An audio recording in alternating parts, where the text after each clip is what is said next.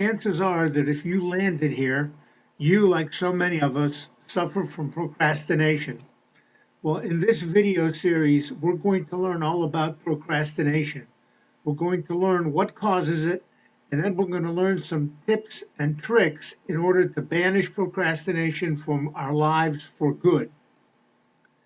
Congrats on being here and taking your first step to finally beating procrastination for good. If you're here, you've got a problem with getting things done and you want to learn how to overcome it once and for all. In this video and the ones to follow, we'll be discussing exactly what procrastination is, why it's bad for you, and what are the common triggers of procrastination. And then, most important of all, we'll talk about what you can do to rid yourself of procrastination forever. If you suffer from procrastination, don't worry, you're far from being alone. Statistics show that fully 20% of the population suffers procrastination, and that number keeps growing. I've personally had to deal with it myself for many years. Tell me if this sounds familiar.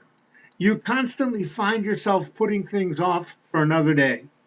You know you have a job to do, but you'll just check your email for a minute. Classwork assignments and studying for tests are always last-minute rushes. Your income tax returns are always done on the very last day of your very last extension, that is. Well, that was me. For me, it started all the way back in high school. Missed deadlines on assignments, unfinished assignments led to some poor grades. It got even worse in college when I was on my own and had nobody to tell me what to do or to watch over me. And it even continued when I started working.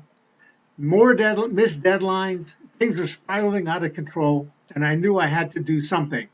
Otherwise, things would continue to get worse. I started to do research and even talk to some other sufferers. I learned that procrastination is a totally curable condition. I learned methods that have been successfully used over the years. I learned to identify what procrastination is, what causes us to start procrastinating, and how to train my brain to be aware that I was falling back into the trap.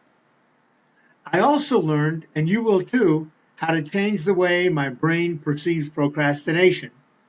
Finally, and most importantly, you will get a set of tools that you can use to control your procrastination problem in any situation.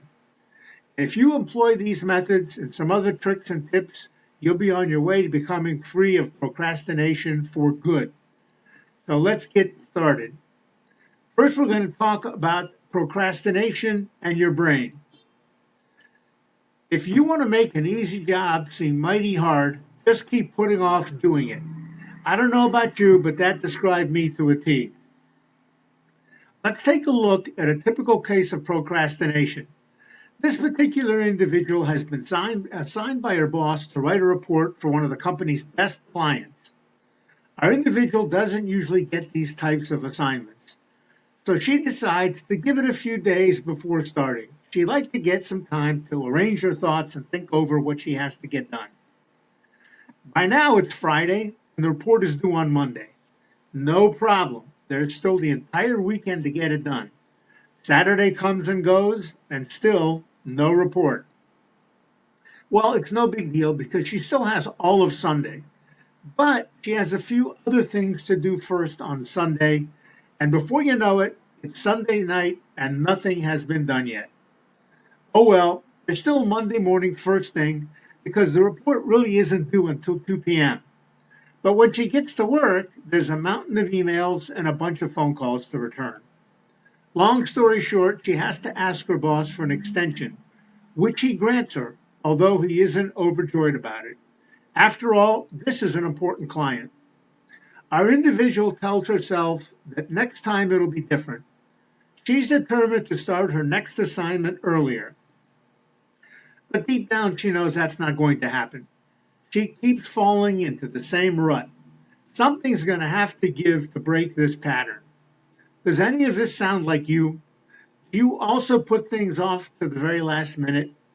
Do you believe that you work better under pressure and that's why you always wait until the deadline to even start?